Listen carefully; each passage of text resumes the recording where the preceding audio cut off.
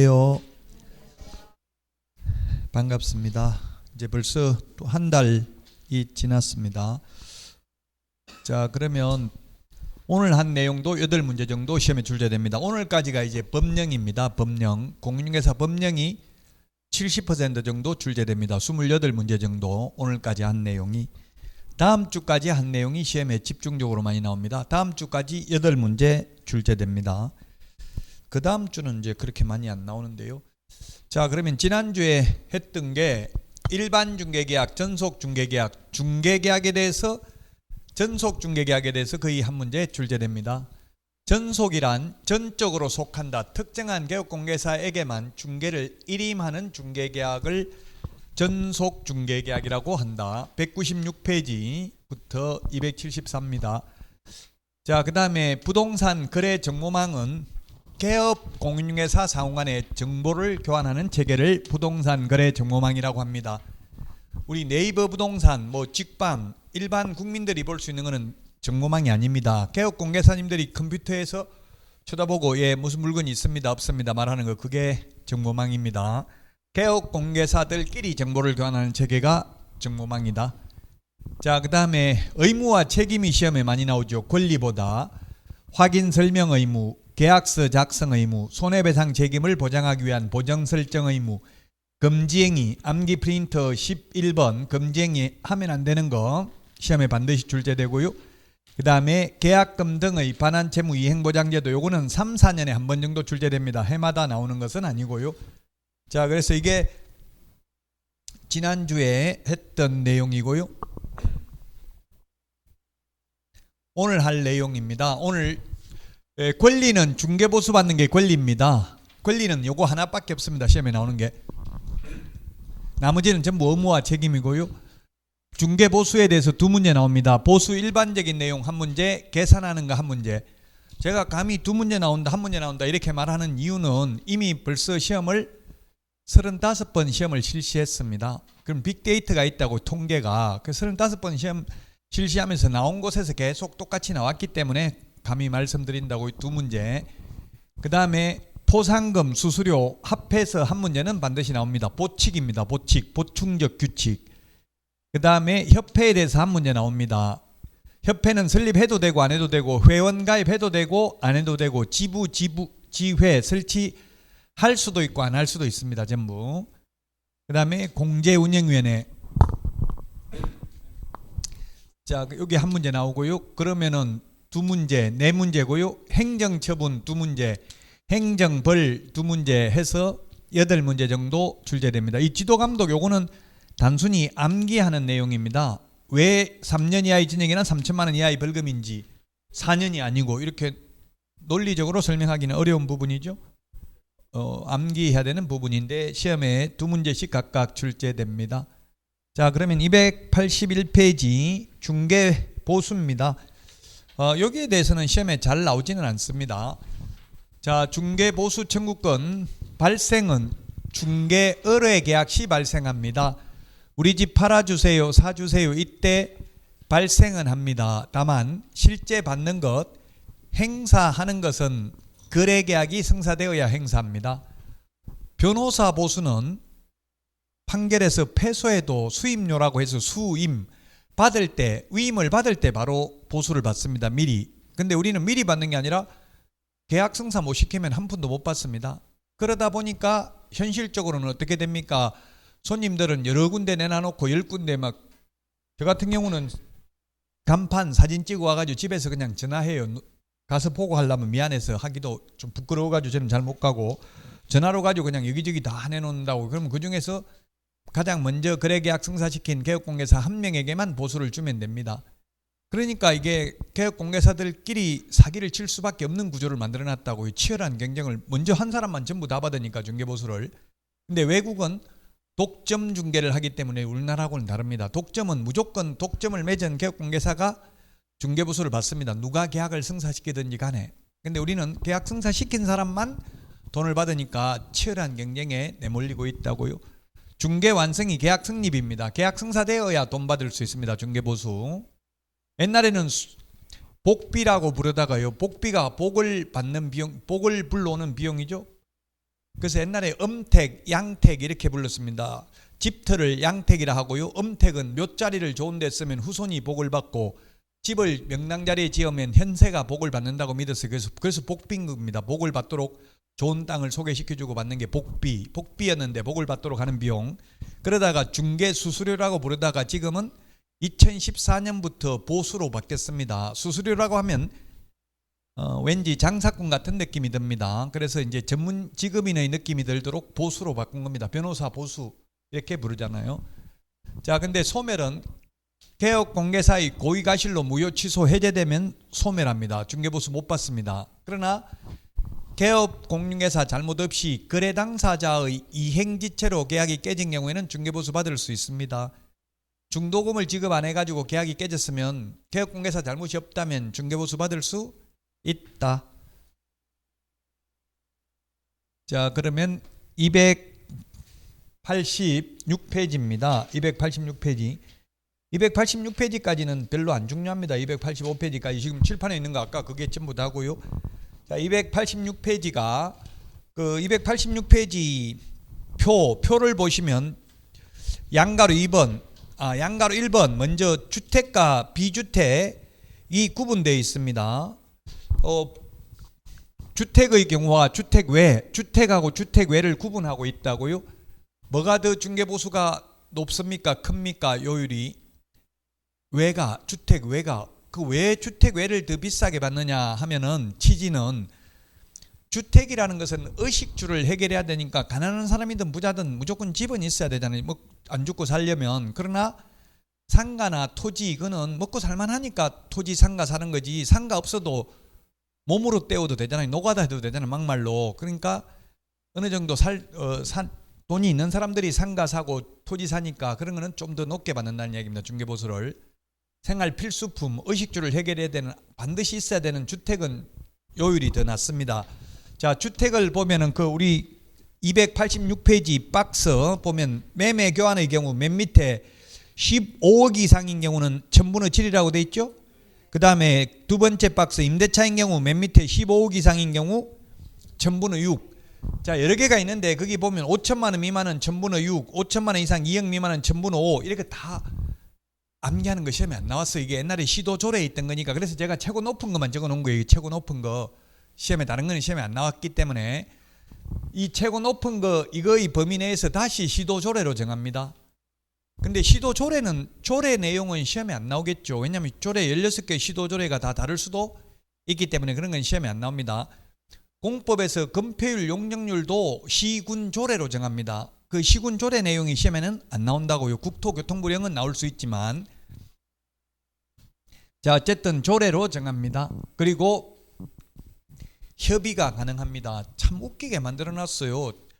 고정요율을 무조건 그냥 0.6%, 0.7% 받으면 좋은데 이 범위 내에서 다시 협의를 하라고 돼 있어요. 그럼 협의가 불성립되면 어떻게 한다는 규정은 또 없어요. 싸움 붙이는 것밖에 없다고 깎도록만 해놨어요. 근데 협의를 해도 더 받는 건 안 돼요. 협의가 내 수고비 더블로 주겠다 이러고 그거는 협의해도 안 되고요. 깎는 것만 가능하다고. 요 범위 내에서 초과해서 받는 거는 무효입니다. 깎는 것만 가능하다고요. 그러니까 저 같은 경우 중개업을 저도 해봤지만 깎아달라면 저는 다 깎아줬어요. 깎아달라는 거 안 깎아주면 트집 잡아가지고 뭐 다른 거 가지고 민원 넣고 이렇게 한다고요. 저는 이제 강의를 하면서 했기 때문에 약점이 많잖아요. 강의하면서 하면 그게 약점이 많이 있는 거거든요. 지금 보면 나쁘게 말하면 빌려줬다 이렇게 또 민원 넣고 이러면 가서 조사받아야 되고 피곤하거든요. 맨날 있는 건 아니니까 사무소에 한 번씩 강의하러 가고 없을 때 또 손님 오면 어떻게 할지 이런 게 논란의 여지가 있거든요. 어쨌든 그래서 저 같은 경우는 깎아주는데 어떤 분들은 잘 안 깎아주더라고요. 현실적으로는. 어쨌든 법적으로는 협의하도록 돼 있어요. 협의가 불성립되면 그럼 이론적으로는 협의가 불성립되면 소송해가지고 확정 판결을 받아야 돼. 이론적으로는. 근데 판결까지 가는 사람 거의 없죠. 깎아달라면 좀 깎아줄 수밖에 없는 구조입니다. 자, 그 다음에 주택 외의 경우 국토교통부령으로 정합니다. 국토교통부령에 보면 85제곱미터 이하 주거용 오피스텔은 매매는 0.5, 임대차는 0.4% 범위 내에서 받을 수 있고요. 그 외의 경우 매매든 임대차든 모두 천분의 9 범위 내에서 받을 수 있습니다. 그게 지금 87페이지 맨 밑에 박스가 요 박스잖아요. 주택 외의 경우는 매매든 임대차든 모두 0.9라고요. 천분의 9나 0.9%나 같은 말이죠. 천분의 9, 0.9%. 288페이지 기본서 보면 한도 초과 보수 약정은 전부 무효가 아니라 초과 부분만 무효입니다. 288페이지 2번에. 그 다음에 289페이지 거기에 보니까 주택과 주택 외의 구분해가지고 양가로 1번 주택 세 번째 줄에 사실상 용도를 기준으로 한다. 이거 X 하십시오. 사실상 용도가 아니고 공부상 용도입니다. 예, 우리 책이 이게 뭐 계속 이런 식으로 돼 있는데 이게 시험에 나온 적은 없어요. 289페이지 중간에 양가로 1번에 주택 세 번째 줄에 주택인지 주택 아닌지 사실상 용도를 기준으로 한다고 돼 있잖아요. 사실상 용도를 X 하시라고요. 공부상 용도라고요. 제가 이거는 국토부에도 물어보고 법조문에는 없습니다. 사실상 용도인지 공부상 용도인지 법조문에는 없다고요. 해석상의 문제인데 국토부나 등록관청에 제가 물어봐도 다 공부상 용도라고 하고 있고요. 제가 볼 때 공부상 용도가 이게 명백해요. 왜냐하면 보시면 만약 사실상 용도면 이게 주거용 오피스텔 이런 말 할 필요 없잖아요. 주거용으로 쓰면 주택인데 굳이 이걸 분류할 필요가 없죠. 만약 사실상 용도를 기준으로 한다면 주거용 오피스텔은 주택이잖아요. 그럼 시도조례가 정하고 있는데 이런 걸 정할 필요가 없잖아요. 서로 상충되게. 그래서 결론은 공부상 이 오피스텔은 공부상 업무시설로 돼 있다고요. 지금 공부상 업무시설로 돼 있는데 지금 뭐 이번에 부동산 대책에서 오피스텔의 경우에는 이제 주택수에 산입하지 않는 것으로 아마 비아파트 부분이 너무 거래가 안 되고 가격이 폭락하니까 주택수에도 포함 안 시키는 걸로 뭐 예를 들면 취득세 낼 때 종합부동산세 낼 때 이런 거 전부 여러 주택이 많으면 더 높잖아요. 요율이 주택에 포함하지 않는 것으로 이번에 발표가 됐습니다. 그 시행령으로 바꾸는 것만 발표를 해야 되는데 법률을 바꿔야 되는 걸 미리 다 발표해놓고 나중에 법이 통과가 여소해야 되는데 통과가 안 돼가지고 지금 문제가 되잖아요. 취득세 같은 거 지금 2주택인 경우 8%, 3주택이면 12% 조정 대상 지역 이런 거 있는데 다 완화해주겠다 했는데 법률을 바꿔야 되는데 미리 발표는 해버리고 법원 통과는 안 되고 문제가 굉장히 심각해요. 그래서 당연히 통과될 걸로 생각하고 지금 산 사람이 많다고 나중에 법이 바뀌면 소급해서 환급해 주는 걸로 돼 있는데 법이 영원히 안 바뀌면 못 받을 수도 있다는 이야기예요. 지금 올해가 세계적으로 80개 국가에서 주요 선거가 있답니다. 그래서 이 선거 리스크가 있어가지고 경제가 세계적으로 굉장히 위태롭대. 지금 세계 전체에 지금 대만 총통 선거를 했고요. 미국 대통령 선거, 우리나라 국회의원 선거에서 80개 국가에 있대 무려 올해 선거가. 그래서 선거 리스크가 불확실성이 있다는 이야기예요. 정권이 바뀌면 또 정책이 다 바뀌고 이러니까 지금 미국하고 우리나라하고 비슷하잖아요. 대통령제 국가니까 정권이 바뀌면 유럽 같은 데는 의원내각제이기 때문에 우리나라처럼 이렇지는 않거든요. 의원내각제하고 대통령제는 대통령한테 모든 권한이 집중되잖아요. 일본 이런 데는 의원내각제죠. 유럽 같은 데는. 자, 어쨌든 주택 외 공부를 기준으로 한다. 시험에는 나온 적 없어요. 한 번도. 시험에 나왔으면 이게 이렇게 안 돼 있겠죠. 책에. 한 번도 나온 적이 없으니까 이렇게 돼 있는 거고요. 자, 그 다음에 중개보수 적용 기준인데요. 산정 방법은 288페이지에 있습니다. 288페이지. 288이 아니고 290페이지인데 이게 페이지가 290페이지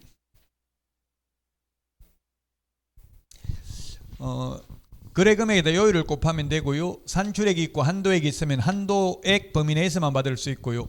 우리나라는 중개보수를 쌍방으로부터 받습니다. 양쪽으로 다. 그래서 현업에서는 양타 쳤다 이런 말도 하더라고요. 단타, 반타 쳤다, 공동중개하면 쪽했다 이런 말도 하더라고요. 한쪽만 했다. 근데 외국은 제가 OECD 국가는 가보니까 외국은 한 사람한테만 받더라고요. 주로 미국, 캐나다, 뭐 호주, 뉴질랜드, 유럽 이런 나라는 한쪽에만 받아요. 그럼 한쪽에만 받으면 누구한테 받겠어요? 매도인, 매수인 중에서? 네, 외국은 매도인한테 받더라고요. 근데 우리나라는 매수인한테만 받는 집토스라든지 뭐 호갱노노라든지 호갱노노 이런 데도 오히려 매도인한테는 50% 깎아주고 이렇게 해요.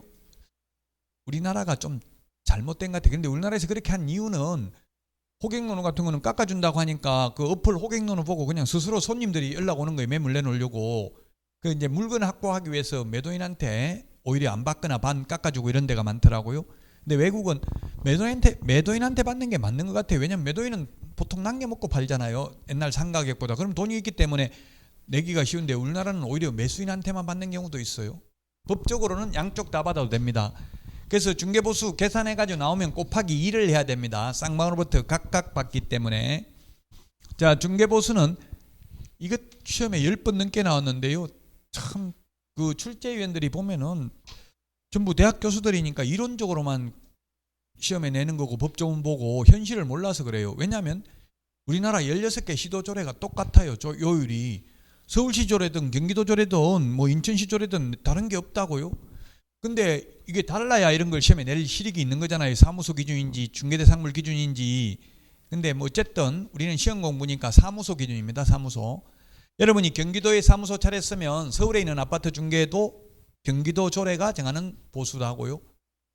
그 제가 국토부에 왜 조례는 똑같냐 16개 물어보니까 그 시도 의원들이 이거 만들 줄 알겠습니까? 그래서 우리가 조례 제정 준칙안 해가지고 이렇게 만들면 됩니다.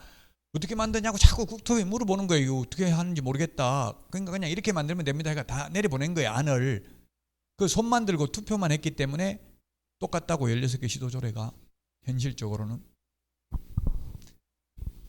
자, 주택의 면적이 2분의 1 이상이면 전부 주택에 대한 보수를 적용합니다. 1층은 상가고 2층은 주택인데 실제 이런 게 있더라고요. 건축물 대장을 보니까 1층 면적하고 2층 면적하고 똑같은 게 있더라고. 100제곱미터씩 예를 들면. 그러면 전부 주택에 대한 보수를 적용한다고. 2분의 1 이상이니까. 그래서 시험에 이렇게 출제됐습니다. 주택의 면적이 3분의 1인 경우 이렇게 시험에 나왔어요. 주택의 면적이 3분의 1인 경우 이렇게 나오면 시도 조례로 정합니까? 국토부로 영으로 정합니까? 중개보수를? 예, 3분의 1이면 주택이 아니잖아요. 2분의 1 이상이면 전부 주택이고 주택의 면적이 3분의 1이면 전부 주택이 아니죠. 3분의 1이 시험에 2번 나왔습니다. 2번 3분의 1. 2분의 1 이상이면 1층, 2층 뭐 1층은 상가고 2층은 주택이고 면적이 똑같으면 1, 2층 다 합해서 주택으로 본다고요. 주택이 중개보수가 더 낮다고 했잖아요. 중개보수 지급 시기는 당사자 약정이고 약정이 없으면 거래대금 지급이 완료된 날, 잔금 치른 날. 현실적으로 거의 잔금 치른 날 중개보수 받고 있죠. 근데 미리 계약서 쓸 때 지급하기로 한다 하고 미리 받아도 불법은 아닙니다. 미리 주기로 했으면 받아도 됩니다. 개업공개사 입장에서는 미리 받는 게 좋을 것이고 손님 입장에서는 나중에 주는 게 좋겠죠. 이게 부자 되려면 남 줄 돈은 빨리 안 주고 받을 거는 빨리 받고 이래야 되겠더라고요. 저는 성질 급해가 남 주는 것까지 빨리 줘버리고 나니까 손해더라고. 가급적이면 줄 거는 안 주고 버티고 받을 거는 빨리 받고 이렇게 해야 부자가 되기는 하더라고요. 살아보니까. 자, 그 다음에 부가가치세는 별도로 받아도 됩니다. 일반 가세사업자면 10%, 간이가세사업자면 4% 받아도 됩니다. 중개보수가 만약에 100만 원이면 110만 원 받아도 된다고요. 일반 가세사업자라면 부가가치세가 10%잖아요. 간이가세사업자는 4%입니다. 아마 8,800만 원까지인가 매출액이. 거의 우리나라 중개업소가 80%가 간이가세사업자예요. 왜냐하면 비용 다 빼고 8,800만 원 넘어야 아마 일반 가세사업자일 거예요. 비용 처리하기가 쉽잖아요. 뭐 카드 하나 만들어가지고 집에서 사 먹은 것도 외출해서 사 먹은 것도 사무소에 사 먹은지 명확하게 구분하기 어렵잖아요. 그러니까 그거 가지고 뭐 카드로 한 거는 크게 이의 제기를 하진 않더라고요. 국세청에서도. 그러니까 어쨌든 비용 처리하기 쉬우니까 거의 뭐 2억 매출돼도 8,800만 안 돼. 비용 다 쓰고 나면 없다고요. 얼마. 자, 그 다음에 한도의 약정 초과 부분 아까 우리 책에 있었습니다. 초과 부분은 전부 무효가 아니라 초과 부분만 무효다. 288페이지 있었고요. 그 다음에 점유 개정 동일한 중개사물에 대하여 동일 당사자 간에 그 290페이지 맨 위에서 세 번째 줄 동그라미 2번에 있네요. 중첩계약 이렇게 적어놨네요. 동일 세 번 들어가야 돼요. 동일한 중개사물에 대하여 동일 당사자 간에 매매를 포함한 둘 이상의 거래가 동일한 기회에 이루어지는 경우에는 매매에 대한 거래 금액만을 적용합니다. 근데 시험에 임대차에 대한 거래 금액만을 적용한다. X. 뭐 평균 가액을 적용한다. X입니다. 이게 뭐냐면 사례가 딱 하나밖에 없습니다. 집 팔고 그 자리에 세입자로 눌러 사는 케이스 딱 하나밖에 없습니다. 저도 이때까지 살면서 이런 일이 있었어요. 아파트 분양받아 놨는데 집이 있는데, 옛날에는 뭐 집에서도 분양받고 이렇게 했는데, 분양받아 놨는데 입주 3개월 전에 팔렸어요. 내놓은 지 5년 만에. 이게 경기도 광주 이게 쌍용동에 있는 아파트였는데, 그 뒤로 지금 강주 한 10몇 년 동안 한 번도 안 갔는데요. 왜냐면 제가 1억 7천만 원에 팔고 두세 달 있다가 부동산 셀러 갔는데 아직도 안 팔았습니까? 지금 3억 3천인데 이렇게 이야기하더라고요. 1억 넘게 올랐어. 몇 달 사이에 갑자기. 한 2008년인가 7년 이 정도 팔았어요. 한 2007년 정도 이때쯤. 그럼 계속 또 다른 부동산에 전화 오더라고. 팔고 나면. 그러니까 짜증나서 이쪽으로 쳐다도 안 봤는데, 그때는 뭐 경강선 이런 것도 없었고 3번국도 하나밖에 없었어요. 아무것도 뭐 없었어요. 그 당시는. 여기서 제가 그래서 한번 주민등록 초본 때 보니까 한 5년 가까이 살았더라고. 4년 6개월인가. 오자마자 팔려고 내놨는데 그 팔리는 기계 한 5년 걸렸어요. 그래서 5년 만에 겨우 팔았는데, 그 입주 3개월 남았으니까 3개월만 여기 주인한테 살자. 내가 월세 달라면 월세 줄 거고 전세 달라면 원하는 대로 주겠다 했는데, 그렇게 하라 해놓고는 저한테 수업 들었던 개업공개사가 작업을 해가지고 저 인간이 있으면은 다 부수고 싸게 팔아가지고 불만이 많다. 나중에 3개월 후에 세입자 못 구할 수도 있다. 아마 이런 식으로 작업을 한 것 같아요.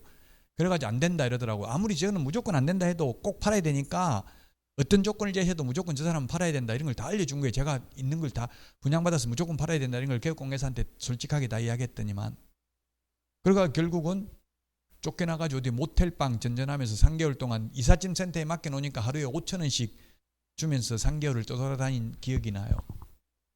여러분도 개업공개사라면 이렇게 하도록 내버려 두면 안 된다고. 이러면 중개보수 한 번밖에 못 받잖아요. 매도인이 있고 매수인이 있는데, 그 매매계약 체결하고 임대차 계약, 집 팔고 그 자리에 세입자로 눌러 산다고요. 매도인 다시 세입자가 되는 거죠. 임차인이 되는 거죠. 임차인, 임대인. 그러면 개업공개사 A가 있다면 개업공개사는 중개보수 양쪽, 만약에 중개보수가 100만 원씩이라고 하면 100만 원, 200만 원밖에 못 받잖아요. 근데 만약에 매도인이 세입자가 되는 게 아니라 매수인 사가지고 다른 세입자, 새로운 세입자 구하면 요 세입자한테 받고 또 이 매수인한테 또 받고 이러면 1타 4피잖아요. 4명한테 받을 수 있는데 2명한테 밖에 못 받잖아요. 이게 동일 돼버리면 그 개업공개사 입장에서는 손해니까 이렇게 하도록 내버려 두질 않아요. 현실적으로는. 그 돈을 많이 벌려면 이런 작업을 잘 해야 된다고요. 있는 그대로만 하면 돈은 많이 못 벌어요. 그리고 공부 잘하는 분들이 돈은 많이 못 벌어요. 공부 잘하실 것 같은데 걱정되는데 걱정 안 해도 되겠어요? 65점 위로 넘게 받으면 좀 위험해요. 네. 실무교육 해보니까 70점 넘게 받는 분들은 보니까 돈 버는 거에는 별 소질은 없겠다는 느낌이 딱 들더라고요. 실무교육 해보면 질문하는 걸 보면 알거든요. 원리 원칙대로. 그래서 고지식하다고 그래. 그걸 이제 나쁘게 말하면 제가 볼 때는 좋고 순수하고 좋은 건데, 이제 현업에 있는 분들이 생각할 때는 그렇게 생각할 수도 있다고요. 참 그런 부분이 어려운 부분이에요. 그래서 고득점으로 합격하신 분들은 반드시 취직을 해보고 내가 적성에 맞는지 좀 수법을 공부한 후에 개업하는 게 좋아요. 돈 버는 수법, 뭐 나쁘게 말하면. 자, 거래 금액의 산정은 매매 대금을 기준으로 한다고 했고요. 아파트 분양권인 경우에는 아파트 분양권의 경우에는 우리 교과서는 290페이지 위에서 한 10번째 줄에 동그라미 3번에 있죠. 분양권은 분양가를 기준으로 하는 게 아니라 실제 납입액에다가 프리미엄까지 합산합니다. 이것도 가만히 생각해 보면 판례거든요. 판례인데 판사는 무조건 분양권 사놓으면 플러스 프리미엄만 붙는 걸로 생각한 거예요. 그럼 마이너스 피 붙어버리면 계약금만 그런 상태에서 마피 붙어가지고 저 같은 경우는 돈 한 푼도 못 받고 계약금 1,700만 원 걸어놨는데, 저 남양주 호평 평내에서 그때 1억 7천 할 때 아파트 분양가가 84제곱미터 1700만 원 걸어놨는데 마피 1700 그냥 명의만 넘겨줬어요. 마피가 아니고 오히려 돈 더 내라더라고. 이자 후불제 있는데 이자 다 내줘야 돼. 1000만 원 이자 더 내놔라더라고요. 예, 그러면은 중개보수 못 받는 거야. 아무 돈 주고 받는 게 없으니까. 만약에 마이너스 피 되면. 근데 어쨌든 논리적으로 보면 안 맞는데 이렇게 돼 있어요. 판례가. 그럼 판사는 무조건 프리미엄이 플러스만 붙는 걸로 생각한 거예요. 인터넷 보면 마피 많죠. 지금 우리 여기도 레이크뷰 주고 마피 지금 한 1억 정도 마이너스 돼 있어요. 지금 주고 레이크뷰 뒤에 있잖아. 한동 나홀로 동 있는 거 주고. 무슨 레이크뷰죠? 몰라요? 고객론을 보니까 분양가 대비 한 1억 마이너스 돼 있더라고 지금. 그러면 중개보수 받기 쉽지 않다는 이야기예요.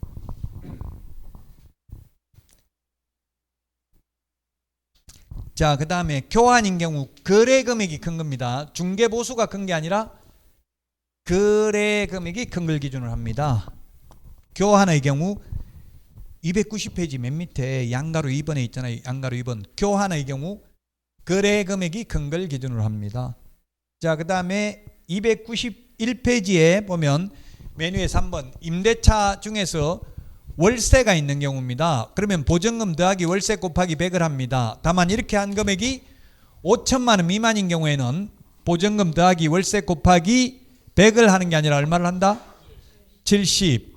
자, 그래서 만약에 상가 이런 거 제가 처음에 취직해가지고 상가를 하나 중개했는데 보증금 500만 원에 월세 45만 원이었어요. 곱하기 100을 하면 얼마입니까? 요거는 4,500, 5천이죠? 그러니까 5천에다가 제가 첫 계약은 첫 경험은 잊을 수가 없어요. 누구든지. 제가 코 뚫었다 뭐 귀 뚫었다 뭐라 하던데 그 골프도 뭐 머리 올린다 이런 거 하대요. 처음에 나가서 하면 마찬가지로 부동산도 첫 계약한 걸 코 뚫었다 귀 뚫었다 뭐 이런 거 하더라고요. 그 저도 첫 계약을 기억이 나는데 요거 했어요. 처음에 한 5천만 원짜리 0.9 반지하였는데 그냥 주택 외로 해가지고 0.9% 받았어. 그래서 45만 원 중개보수 받은 기억이 나요. 첫 계약을. 자, 근데 만약 이런 걸 그래서 이렇게 하니까 손님이 그러더라고. 월세 5만 원만 주인한테 깎아달라고 이야기 좀 해주세요. 주인 전화번호는 모르잖아요. 이게 처음에는 손님은. 그래서 이렇게 하니까 예, 제가 이야기해볼게 이러니까 직원으로 전 취직했거든요. 사장님한테 혼났어. 잠깐 이리 와보라 가지고 막 욕을 하더라고요. 이거 깎아준다고. 그래서 저는 깎아달라고 하니까 물어보라고 해서 물어만 보려고 했는데 묻지도 말라 하더라고. 아예 묻기는 왜 처음 묻냐 이러더라고요. 그래서 왜 그런지 봤더니만 이걸 5만 원 깎아주는 순간 어떻게 돼요? 이게 곱하기 70이야 되지. 곱하기 70. 그럼 40만 원 곱하기 70, 5천만 원이 안 되니까 47은 28, 2,800만 원에 500만 원 하면 얼마예요? 3,300에다가 0.9% 곱하면 3927, 3927, 29만 7천 원 중개보수가 안 깎아주면 45만 원. 그러면 차이가 얼마나요? 15만 3천 원 차이 납니다. 양쪽에 다 15만 원 3천 원씩 하면 곱하기 2 하면 30만 6천 원 네가 물을 낼래 이러더라고. 개업공개사 님이 사장님이 그걸 잘못했습니다 하고 그 다음부터는 절대 이런 거는 깎아. 그러니까 우리 사장님이 하는 게 절대 안 됩니다. 이거 50만 원에서 겨우 깎아가지고 지금 45만 원 해놨는데 하기 싫으면 하지 마세요. 이렇게 오히려 큰 소리 치부터. 그러니까 오히려 협상할 때 때로는 강해 나가야 돼. 무조건 막 중개보수 받으려고 약한 모습 보이면 안 되고요. 그러니까 그냥 바로 그럼 계약하겠습니다 이러더라고요. 그래가지고 했어요. 그 현실적으로는 그래서 이런 건 절대 안 깎아줘요. 곱하기 70이 돼버리니까 중개보수가 내려가니까. 자, 그 다음에 실비입니다. 실비는 실제 들어간 돈입니다. 권리관계 등의 확인에 소요되는 실비, 약정으로 정하는 식이고요. 계약금 등의 예치권고제도 우리 암기 프린터 52번에 19번 52번에 19번 52번에 19번이 아니고 몇 번에 있어요 이게 실비가 15번 16번에 있네요. 15번 16번 52번에 15번 16번 실비를 누가 부담하는지 이게 시험에 잘 나와요. 권리관계 등의 확인에 소요되는 실비는 매도 임대 의뢰인이, 계약금 등의 예치 권고 제도와 관련된 실비는 매수 임차 의뢰인이 부담합니다. 그럼 계약금 등의 예치 권고 제도는 매수인 때문에 예치하는 거니까 매수인이 부담하는 거 이해됩니다. 근데 권리 등기사항 증명서 발급 비용은 왜 매도인이 부담하느냐? 현실적으로는 매도인한테 달라 소리 안 하죠. 개업공개사님들이.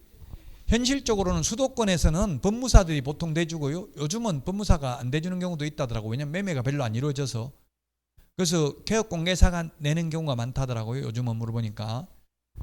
왜냐하면 등기사항 증명서 이거 인터넷으로 열람하면 아마 700원, 800원 이 정도밖에 안 해요. 그리고 등기소에 가서 떼면 기계로 떼면 1,000원, 사람한테 떼면 1,200원 뭐 이래요. 금액이 얼마인지는 시험에 나온 적 없어요. 그래서 뭐 그냥 대충 말씀드리는 거고요. 어쨌든 왜 매도인이 내야 되냐 하면은 원칙은 이론적으로 시험에 나오면 민법에 보면은 판례가 매매계약은 임대차 계약 전부 다 쌍무계약이다. 쌍무계약. 편무계약이 아니고 쌍무계약은 동시이행 관계에 있다. 의무가 서로 대가적 관계에 있는 경우는 동시행해야 된다. 그럼 동시행이라 하면 완전한 소유권을 넘겨주고 잔금을 치르는 게 동시행이다. 이때 완전한 소유권을 넘겨준다는 말은 매매 대금이 10억이고 거기에 비해서 아주 소액인 10만 원 가압류가 되어 있다 하더라도 매수인은 그 가압류를 말소하기 전까지는 동시행 항명권을 행사해서 잔금 지급을 거절할 수 있다는 게 판례이고요.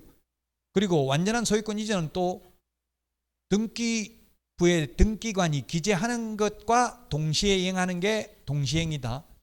근데 지금은 우리는 어떻게 하냐면 등기 이전에 필요한 매도용 인감증명서 이런 거 서류만 받고 돈을 주고 있어요. 아직 등기 안 넘겨오는 사이에 선이행을 하고 있다고요. 그래서 불안하니까 계약금 등의 예치 권고제도, 예치 금융기관 등에 예치하도록 권고할 수 있죠. 그럼 매수인이 불안하니까 그는 비용을 매수인이 부담한다고요. 근데 등기사항 증명서는 매도인이 자 권리관계 깨끗하다, 내가 다 말소했다, 봐라 하고 떼가지고 보여줄 의무가 있다고요. 그래서 매도인이 부담해야 된다고 등기사항 증명서 열람 비용을.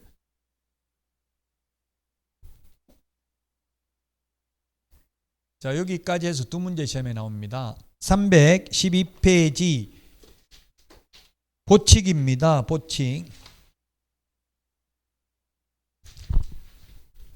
보충적 규칙인데요. 312페이지 맨 밑에 312페이지가 아니네. 예? 312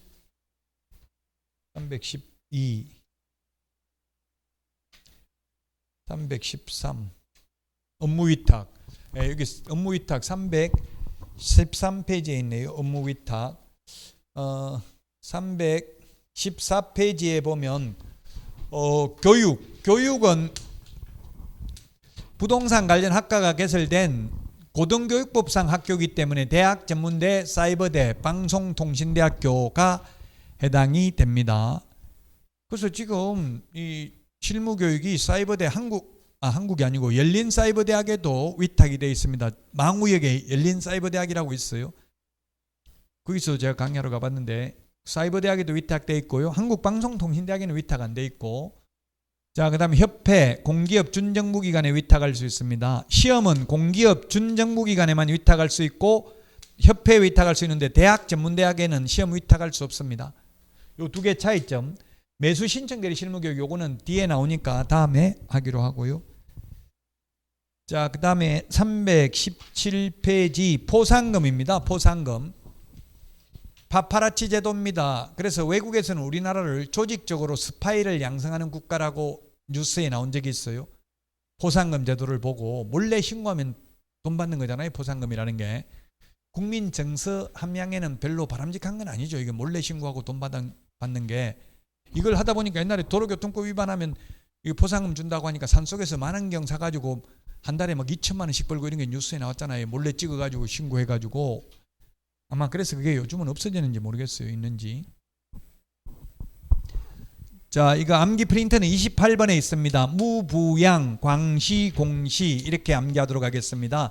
무등록, 부정한 망보로 등록, 양도되어 개공 아닌 자가 강고한 경우, 그 다음에 개공 등이 거짓으로 계약이 성립된 것처럼 꾸미는 등 시세에 부당한 영향을 미치는 행위를 한 경우, 단체 구성은 이외의자와 공동중개 제한, 왕따시키는 경우, 그 다음에 누구든지 시세에 부당한 영향을 미치는 행위를 한 경우가 포상금 지급 대상입니다. 자, 그 다음에 318페이지 19페이지에 있는 포상금 지급 절차인데요. 행정기관에 의해서 발각되기 전에 신고 또는 고발해야 됩니다. 발각된 후에 하는 것은 못 받습니다. 포상금. 먼저 행정기관이 발각했으면. 그 다음에 검사가 공소제기 또는 기소유예 결정을 한 경우에 포상금 받을 수 있습니다. 공소제기 기소유예 이거는 형법 내용이기 때문에 인터넷에 찾아보면 이게 뭔지 잘 나와 있습니다. 공소제기 재판에 넘긴다는 이야기예요. 기소유예, 기소도 기소하고 공소하고 거의 같은 말입니다. 일으킬 기자 소송을 일으킨다는 뜻이에요. 기소한다. 우리나라는 기소 독점주의라고 해서 검사만이 기소를 할 수 있습니다. 오직. 그래서 검찰개혁이라는 말은 나와도 판사개혁이라는 말은 안 나오잖아요. 판사는 힘이 없어요. 그래서 포상금 받고 안 받고는 검사 손에 달려 있어요. 검사가 재판에 넘기면 판사가 무죄 선고에도 포상금 나옵니다. 근데 검사가 아예 공소권 없음, 사망하면 공소권 없음 이렇게 나오죠. 그 다음에 불기소 처분, 재판에 안 넘기는 거, 기소 중지, 해외 도망가고 없어서 기소, 재판에 넘길 수가 없는 경우 검사가 무혐의 처분하면 포상금 안 나옵니다. 근데 판사가 무죄 선고에도 포상금 나온다는 것 시험에 출제됐습니다. 그 포상금은 검사가 공소제기 또는 기소유예, 기소유예는 재판에 안 넘기고 검사선에서 마무리하는 게 기소유예입니다.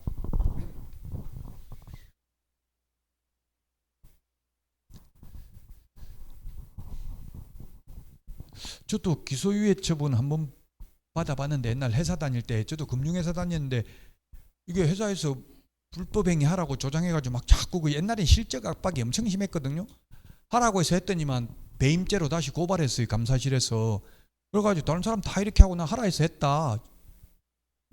그랬더니만 정인 막 다른 사람들 정인 직원들 세우고 이렇게 해가지고 기소유예 되기는 했어요. 제가 있지만 아예 재판에 넘기지는 않는다는 이야기예요. 그리고 나니까 회사하고 소송했다고 잘렸어요. 그 뒤로 이제 얼마 안 돼가지고 IMF 때 잘리기를 했는데 지금 생각하니까 그때 빨리 일찍 잘 잘린 것 같아요. 어차피 늦게 잘렸으면 더 힘들 텐데 그 당시는 엄청나 고통스러웠는데 지금 회사 친구들 한 명도 없거든. 다 그만두고. 저는 아직도 강의하고 있으니까 오히려 제가 더 오래 하고 있잖아요. 어쨌든 기소 그때 젊은 검사가 한 20대 젊은 초반 검사가 검사한테 인사하라 하더라고요. 수사관이. 그래서 인사로 갔더니만 책상 열어놓고 있더라고. 그때 한 30만 원 이렇게 줘야 되는데 그때는 그걸 몰랐어. 저는 어려가지고 간행도 그런 간행이 있는 걸. 그래가지고 예 고맙습니다. 안녕히 계십시오 하고 왔더만 막 욕하더라고. 인사가 그게 그딴 식으로 인사 그렇게밖에 못하냐 이렇게 해가지고 예, 책상 열어놓고 있는데 옛날에는 그랬어요. 요즘은 뭐 그렇게 안 하겠지만 그 돈 같은 거 주려면 그 수사관한테 담당자한테 주는 게 최고 좋대. 검찰총장한테 주면 별로 효과가 없다는 이야기예요. 그럼 검찰총장이 역으로 지시 내리면 그건 막 오히려 밉다고 더 싫어할 수도 있어요. 담당자가 옛날에는 그랬어요. 한 20-30년 전만 해도. 요즘은 우리나라가 엄청나게 깨끗해졌잖아요. 뭐 교통법 위반에도 옛날에는 5천 원, 1만 원 주면 다 끝이었어요. 옛날에는. 요즘은 돈 주지도 못해요. 세상이 바뀌어가지고. 지금도 베트남이나 동남아나 중국 이런 데 가면 뭐 베트남 이런 거 다 위반 행위해도 5천 원만 주면 무조건 오케이예요. 다. 중국, 베트남 이런 데 별로 안 지키죠. 교통법규. 먼저 밀어넣으면 뭐 장땡이더라고 그냥. 베트남 같은 데는 오토바이가 9천만 대대 9천만 대. 오토바이 치여 죽게 생겼어요. 너무 오토바이 많더라고요. 베트남 같은 데는. 베트남 평균 나이 지금 28살이에요. 우리나라 평균 나이 46살이고요. 국민 평균 나이가. 베트남은 베트남 전쟁 때 다 죽었잖아요. 옛날에 1960년대 후반부터 70년대 초반까지. 자, 포상금 지급 결정일로부터 1개월 이내에 포상금 지급한다. 1개월 이내에. 1개월 이내입니다. 요건 시험에 암기 프린트 28번에 있죠. 1개월 이내, 시험에 2개월 이내 X 이런 식으로 출제됐고요. 그 다음에 포상금은 국고에서 50%까지 보조할 수 있습니다. 국고에서 보조할 수 있는데 시험에 협회가 보조할 수 있다, 시도의사가 보조할 수 있다, 등록관청이 보조할 수 있다, X 이렇게 출제됐습니다. 암기 프린트는 28번에 있습니다. 포상금은 한 건당 50만 원이고요. 포상금 지급권자는 등록관청입니다. 2명 이상이 공동으로 신고하면 균등하게 배분하고요. 합의가 되었을 경우 합의된 방법에 따라 지급하고 2건 이상이 접수됐을 경우에는 최초로 신고 또는 고발한 자에게 지급을 합니다. 그 여러 명이 친구 데리고 10명 오면 각각 주는 게 아니고 50만 원 가지고 나눠준다고 똑같이 5만 원씩.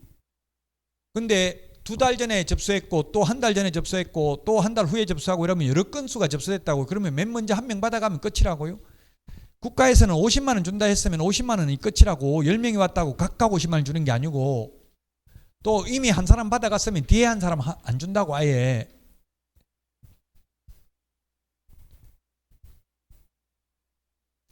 자, 그 다음에 315페이지 수수료.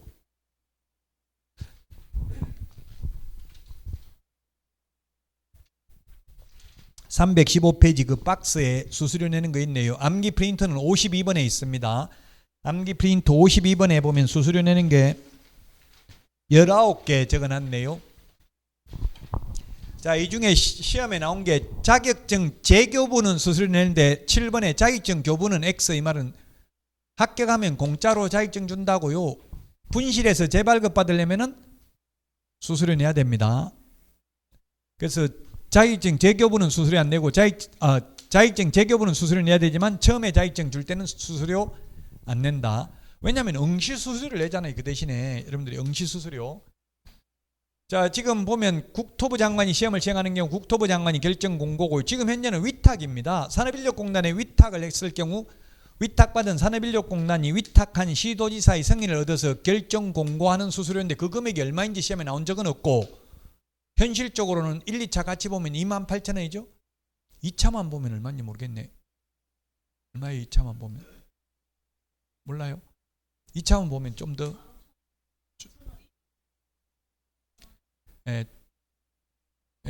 그래요. 그 시험에 나온 적은 없기 때문에 저도 얼마인지 몰라. 1, 2차 같이 보는 거는 28,000원 기억하는데 제가 시험 봤을 때는 5,000원 받았어요. 옛날엔 서비스 질이 낮았고 요즘은 그 대신에 뭐 문자 메시지 카카오톡 알림 서비스 이런 것도 해준다더라고. 신청한 사람은. 또 합격하면 합격했다고 문자도 오나 보더라고. 문자 오는지 전화 와요 문자 와요 뭐 와요? 카타? 1차만 해도 와요 뭐? 1차 자격증 따로 없어요. 1차 합격증은 따로 없어요. 그냥 옛날에는 문자 오는 것도 우리는 없었어요. 전화해가 물어보고 이렇게 했었다고. 제가 할 때는 옛날엔 산업인력공단이 아니고 그냥 시도의사가 직접 시행했었어요. 그럼 아침에 가가지고 뭐 2시간씩 기다렸다가 자격증 받아오고 그랬어요. 요즘은 택배 서비스 신청하면 서울에 주소해가지고 서울시장한테 해도 택배 2,500원인가 한 3,000원 정도 내면 다 집으로 배달해줘요. 갈 필요도 없고.